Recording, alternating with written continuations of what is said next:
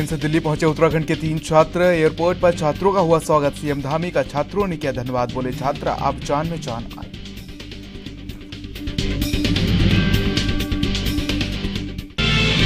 महामंडलेश्वर यतीन्द्रानंद गिरी महाराज ने बीजेपी अध्यक्ष जेपी नड्डा को लिखा पत्र। कहा कुछ सीटों पर परिणाम आ सकते हैं आशा के विपरीत। विधानसभा चुनाव में प्रबंध को बताया गलत।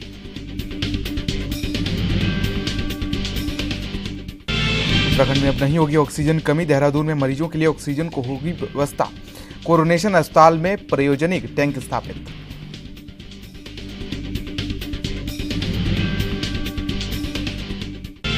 सोशल मीडिया पर वायरल हुआ पूर्व सीएम हरीश रावत का अनोखा अंदाज। कार्यकर्ताओं के लिए चाय बनाते नजर आए हरीश रावत। वाराणसी में कांग्रेस के लिए वोट मांगते हुए नजर आए पूर्व सीएम।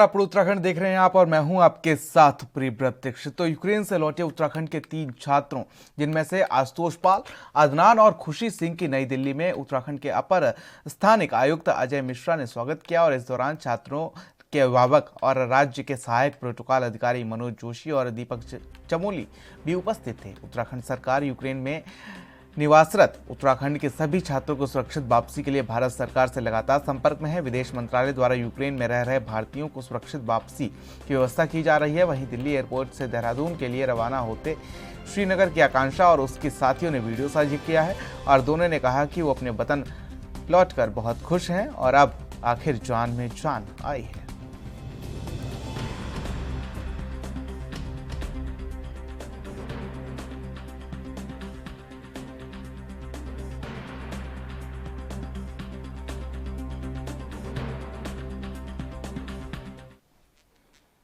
तो वहीं सीएम पुष्कर सिंह धामी ने यूक्रेन में फंसे छात्रों की भारत वापसी पर कहा कि प्रधानमंत्री नरेंद्र मोदी के नेतृत्व में आज पूरा विश्व भारत को पहचान रहा है, जान रहा है। इसी कड़ी में यूक्रेन में फंसे हुए छात्र लौट रहे हैं भारत और जिसमें से 3 छात्र उत्तराखंड के भी हैं। साथ ही सीएम पुष्कर सिंह धामी ने पीएम मोदी को धन्यवाद भी दिया है।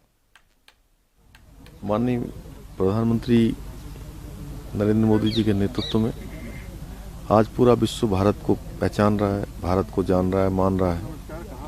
इस कड़ी में जो भारत सरकार के द्वारा प्रयास किए गए हैं उन प्रयासों के तहत बच्चे वापस सकुशल लौट रहे हैं धीरे धीरे। और उत्तराखंड के भी 3 बच्चे इसमें हैं। मैं माननीय प्रधानमंत्री जी का, हमारे सभी इससे जुड़े हुए जो भी अधिकारीगण हैं उन सभी को धन्यवाद करता हूँ। और जो बच्चे अभी रह गए हैं उनके लिए भी हम लोग लगातार प्रयास कर रहे हैं। पोलैंड के रास्ते से अन्य जो समीपवर्ती जो बॉर्डर हैं उन क्षेत्रों से हमारे सभी बच्चे आ जाएं और उनके बारे में लगातार यहाँ से हमारे नोडल अधिकारी जो हमने नियुक्त किए हैं वो सभी लगातार प्रयास कर रहे हैं। विदेश मंत्रालय के भी संपर्क में, दूतावास के भी संपर्क में हैं और हमारा स्थानीय आयुक्त कार्यालय भी। तो वहीं यूक्रेन में उत्तराखंड के 226 लोगों के फंसे होने की सूचना है। तो वहीं पुलिस के मुताबिक आपको बता दें कि इन लोगों के लिए लगातार किया जा रहा है। इसके अनुसार यह संख्या शनिवार शाम तक प्राप्त की जानकारी के अनुसार है। तो वहीं लगातार डायल 112 और पुलिस के सोशल मीडिया पेज पर जानकारी दी जा रही है। डीजीपी अशोक कुमार ने बताया कि इन सभी लोगों की सूची विदेश मंत्रालय को भेजी गई है। इन्हें स्वदेश लाने के लिए भारत सरकार प्रयास कर रही है। शनिवार सुबह तक 188 लोगों के यूक्रेन में फंसे होने की जानकारी थी। 3 दिन पहले आपको बता दें कि गृह मंत्रालय से लगातार बात चल रही थी। तो वहीं इमरजेंसी कंट्रोल रूम नंबर में 112 जारी किया गया और प्रदेशवासियों से उनके परिजनों की सूचना देने की अपील की गई थी। इसके बाद डीजीपी अशोक कुमार के निर्देश पर सभी जिलों के कप्तानों को अपने अपने सोशल मीडिया पेज पर एक प्रारूप बनाने के निर्देश दिए गए थे। इस प्रारूप में नाम, पता, यूक्रेन के शहर का नाम जिसमें उनके परिजन रहते हैं, व्यवसाय आदि की जानकारी मांगी गई थी।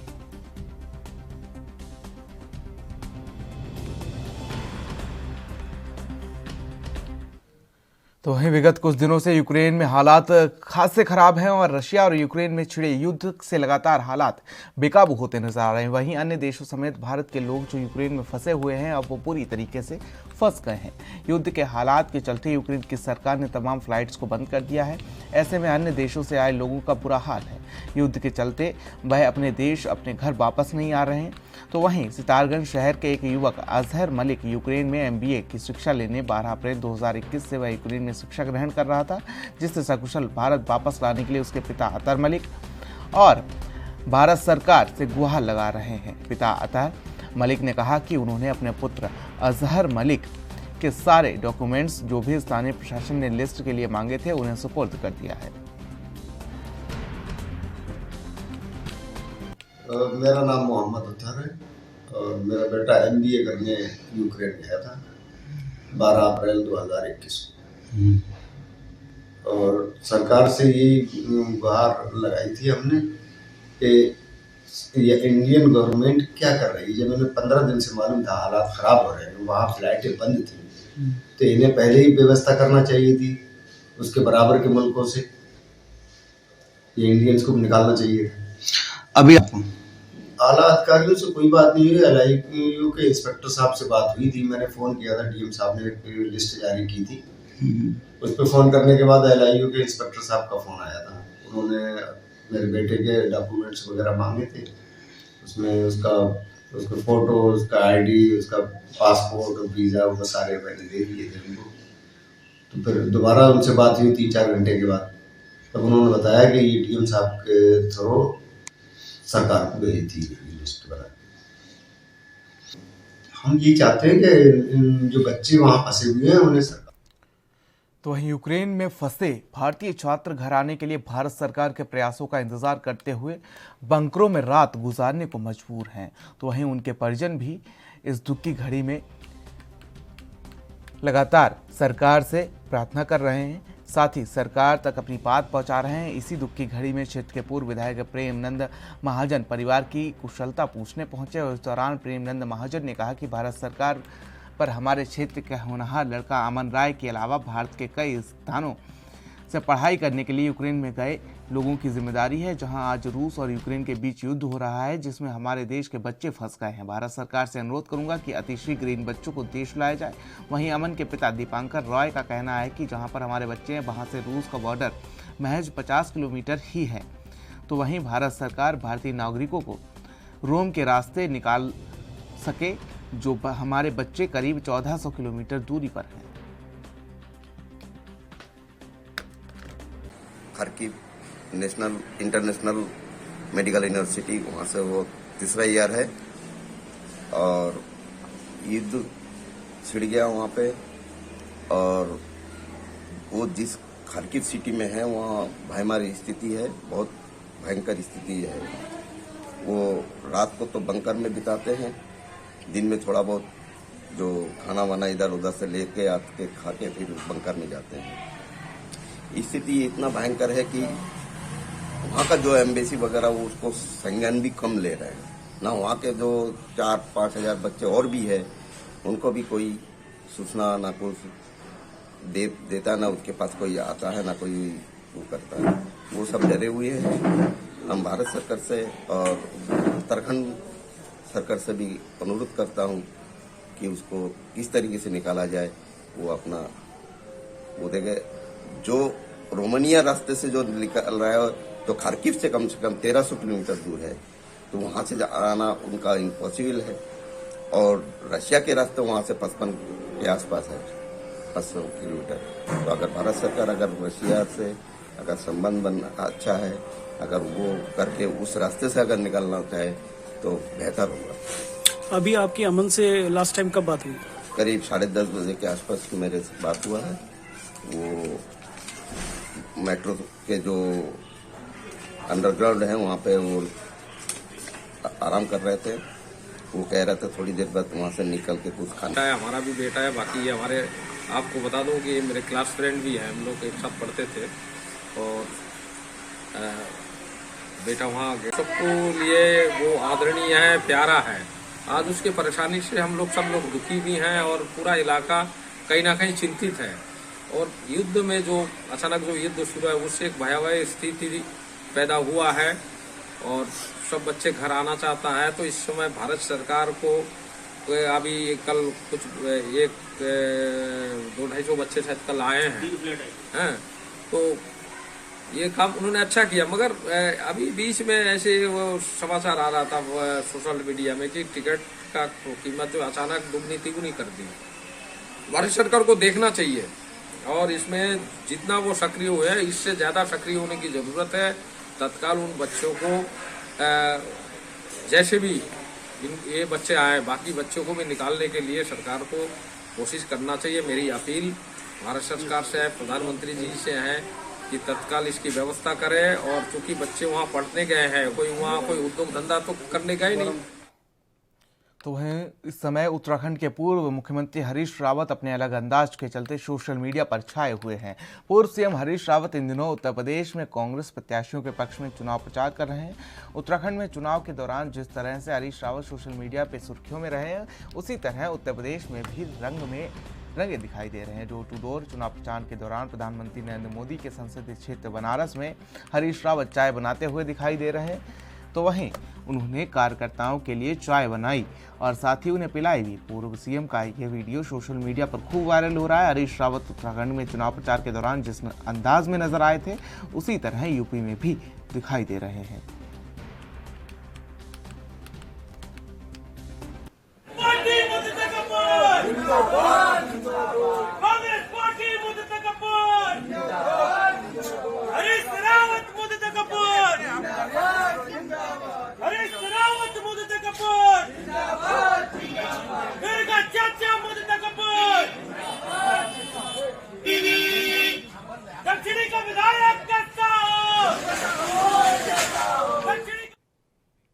तो वहीं हरिद्वार से लोकसभा चुनाव लड़ चुके 2009 में पूर्व प्रत्याशी, आपको बताते हैं महामंडलेश्वर अतिंद्रानंद ने एक पत्र लिखा है और पत्र के माध्यम से उन्होंने बीजेपी अध्यक्ष जेपी नड्डा को यह पत्र लिखा है। और पत्र में लिखा है कि इस बार में विधानसभा चुनाव में प्रबंध की वजह से कुछ सीटों पर परिणाम आशा के विपरीत भी आ सकते हैं। पार्टी के राष्ट्रीय अध्यक्ष जेपी नड्डा को लिखे पत्र में महामंडलेश्वर अतिंद्रानंद महाराज ने कहा कि उत्तराखंड में प्रदेश स्तर पर कोई जिम्मेदार और कोई ऐसा नेता नहीं हुआ या गंभीर व्यक्ति नहीं था जो चुनाव प्रचार प्रबंधन की रूपरेखा ठीक से बना सके। पत्र में उन्होंने पार्टी के जिम्मेदार लोगों पर भी सवाल उठाते हुए लिखा कि पार्टी के लोग ही पार्टी प्रत्याशी को हराने में स्पष्ट रूप से सक्रिय दिखाई दे रहे हैं। विधानसभा के कई सीटों पर बीजेपी के ही लोग असंतुष्ट होकर चुनाव मैदान में उतर गए हैं।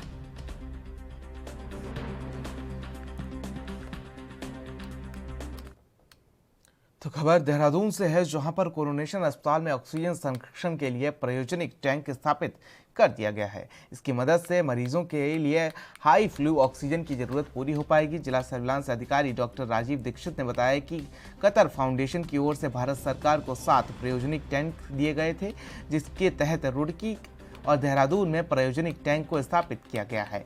इसकी मदद से अब ऑक्सीजन की जरूरत को पूरा किया जा सकता है।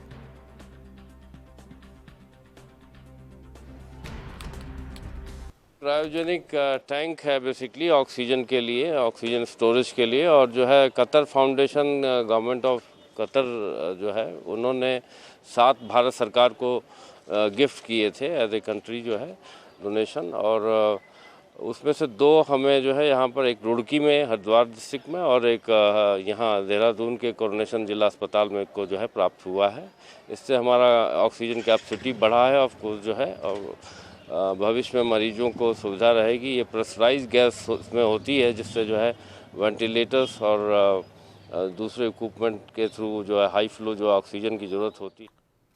तो वहीं जिला पंचायत अध्यक्ष पौड़ी शांति देवी ने जिला पंचायत के ही अपर मुख्य अधिकारी की कार्यप्रणाली पर सवाल खड़े किए हैं। शांति देवी ने बताया कि जब से अपर मुख्य अधिकारी द्वारा पौड़ी में अपना कार्यकाल संभाला है, तब से उनके कामों में लगातार अनियमितताएं देखने को मिल रही हैं। उन्होंने बताया कि अपर मुख्य अधिकारी द्वारा प्रशासनिक और विकास के कार्यों के संबंध में ना तो उनमें सलाह ली जाती है और ना ही उनके संज्ञान में कोई बात रखी जाती है। उसके साथ ही वे बिना उन्हें बताए अवकाश पर चले जाते हैं और इस दौरान अपना फ़ोन भी बंद करके रखते हैं, जिसके कारण विकास कार्य लगातार प्रभावित हो रहे हैं। उन्होंने बताया कि इसी के मद्देनज़र उनके द्वारा अपर मुख्य अधिकारी को चेतावनी दी गई और चेतावनी के बाद भी कार्यप्रणाली में बदलाव न करने पर उनकी 1 माह के वेतन रोकने के आदेश सरकार द्वारा दिए गए थे, मगर इसके विपरीत उन्होंने आदेशों की अवहेलना करते हुए अपना वेतन निर्गत करा दिया।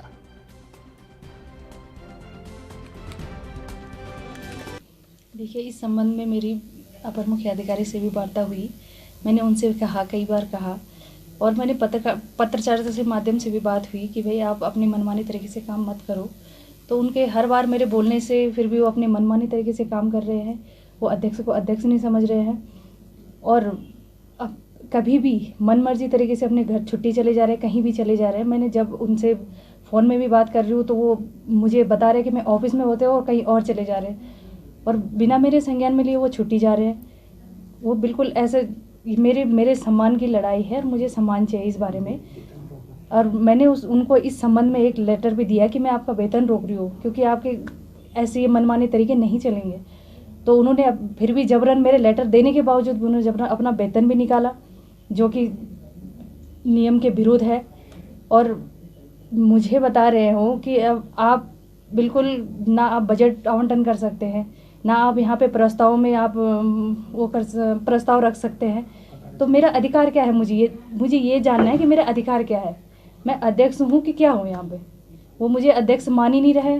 मुझे सम्मान चाहिए और मेरी यही वो है। मेरे सम्मानित सदस्यों का भी बोलना यही है कि अगर हमारे अध्यक्ष का तो वहीं उधम सिंह नगर में एक बार फिर से अवैध खनन ने जोर पकड़ लिया है और जहां स्टोन कृषि स्वामी पॉपलेन जेसीबी की मदद से गहरे गड्ढे कर खनन के कारोबार को अंजाम दे रहे हैं। मशीनों द्वारा हो रहे अवैध खनन की वीडियो भी सोशल मीडिया पर वायरल हो रही है।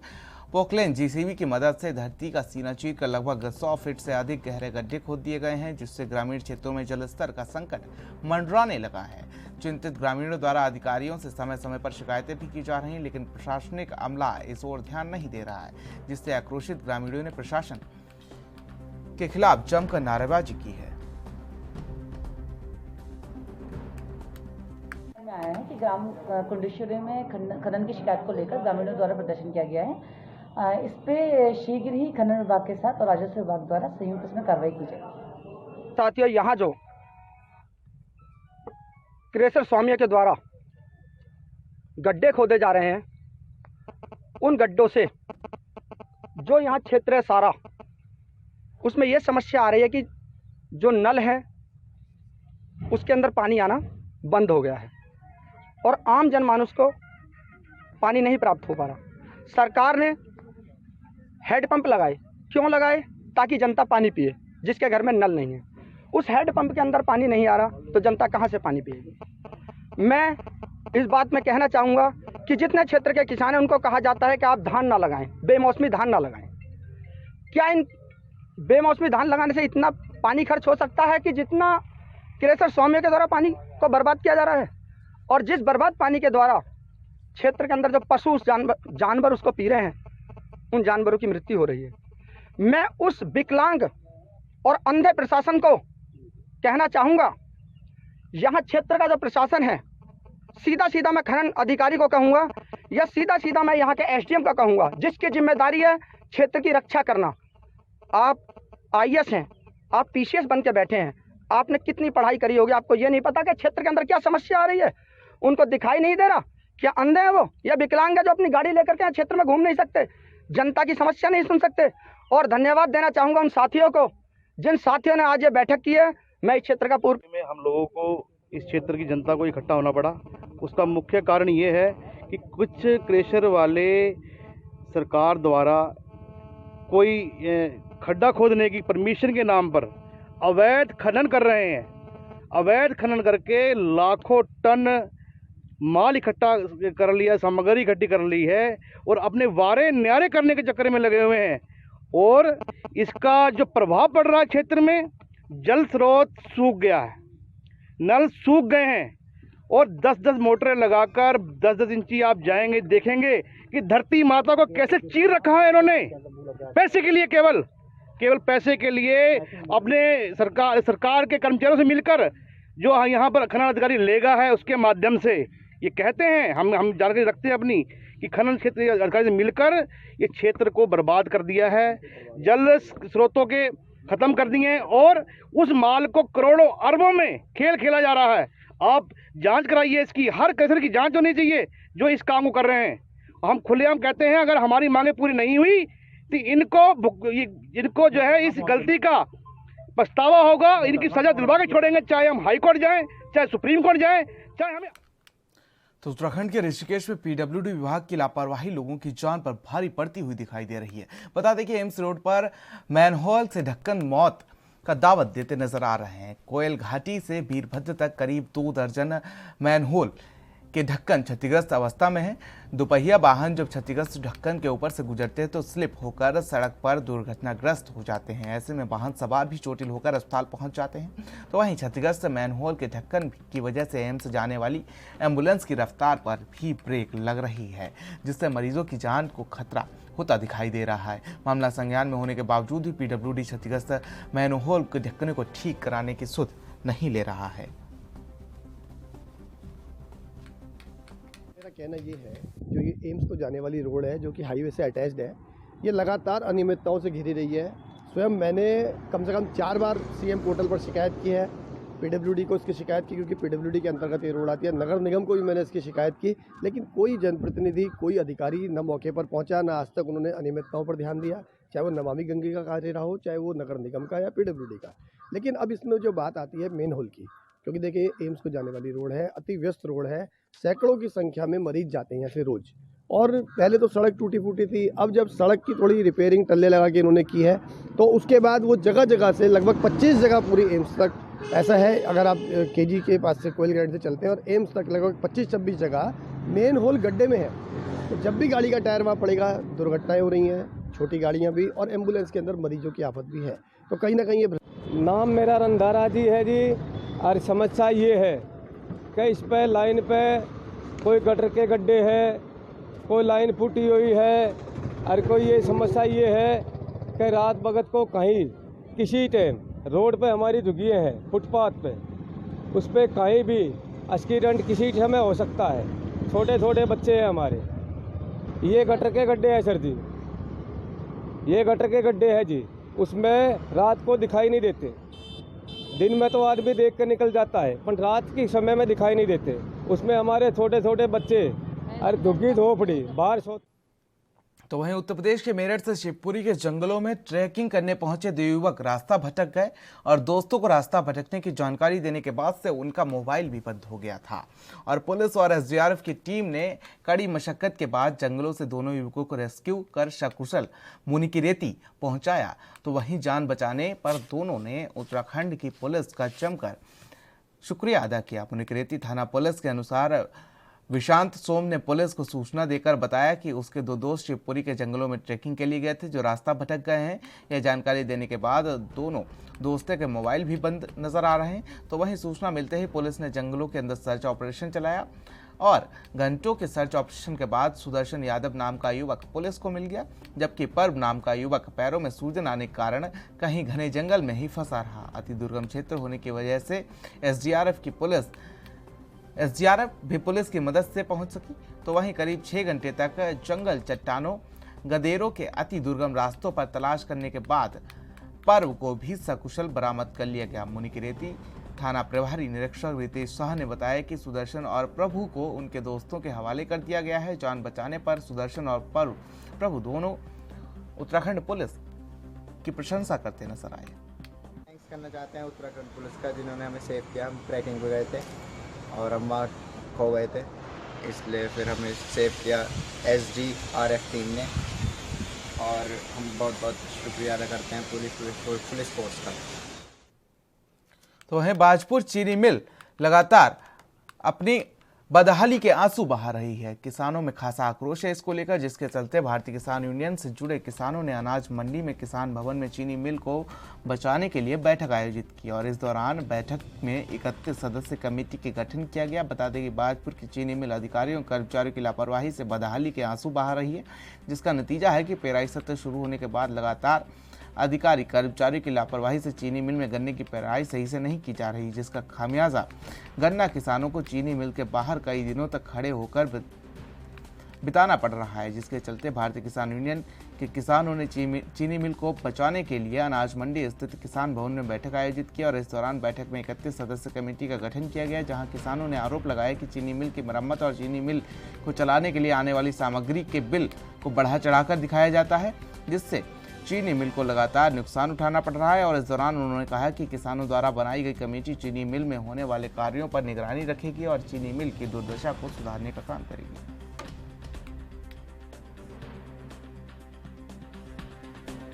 देखो, ऐसा है, बाजपुर चीनी मिल हिंदुस्तान की पहली कोऑपरेटिव चीनी मिल है और बड़ा दुर्भाग्य की बात है कि पिछले 20 सालों से जब से उत्तराखंड बना है इसका बोर्ड ख़त्म हो गया और इसको अधिकारी और नेतागण जितने हैं सब ने मिलकर लूटा है और आज इसकी ये सिचुएशन है कि करीब 300 करोड़ के कर्जे में है ये।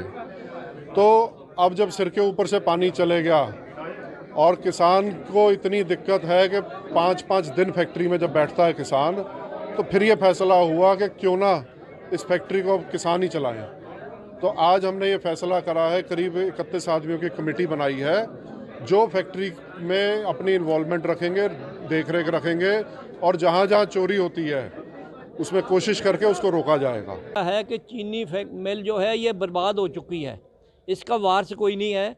हम 10 साल से जो सरकार बनी है सबके पास गए, मेरे पास मेमोरेंडम में सब पढ़े, ज्ञापन मैंने दिया जो मुख्यमंत्री को सब पढ़े हैं कि इसका बोर्ड बनाओ ताकि फैक्ट्री बच जाए, मगर किसी ने बोर्ड नहीं बनाया आज तक। 1 महीना हम भागे फिरते रहे हैं कि क्या करना है, लोगों की राय ली है कि बोर्ड ही तो अपना घर का ही बोर्ड बना लें एक। तो हमने आज जो है किसानों की राय लेके 31 मेंबरों की कमेटी बना ली है, 2 अध्यक्ष बना दिए इसके, जो कि फैक्ट्री को देखेंगे, फैक्ट्री बर्बाद नहीं होने देंगे किसान अब, क्योंकि ये हमारी कभी हम इसको माँ कहते थे। पूरे हिंदुस्तान में सबसे पहले कोऑपरेटिव फैक्ट्री ये बाजपुर की बनी है। जवाहरलाल नेहरू ने उद्घाटन किया हमारे सामने, मैं खुद बैलगाड़ी लेके गन्ना लाद के वो फैक्ट्री में दिया है, बगैर पर्ची के लोगों ने गन्ना डाला, इतनी खुशी थी। आज हम रो रहे हैं फैक्ट्री को देख। तो अपने उत्तराखंड में फिलहाल मेरे साथ इतना ही। देश और दुनिया की अहम खबरों के लिए बने रहिए एनबी न्यूज़ के साथ। नमस्कार।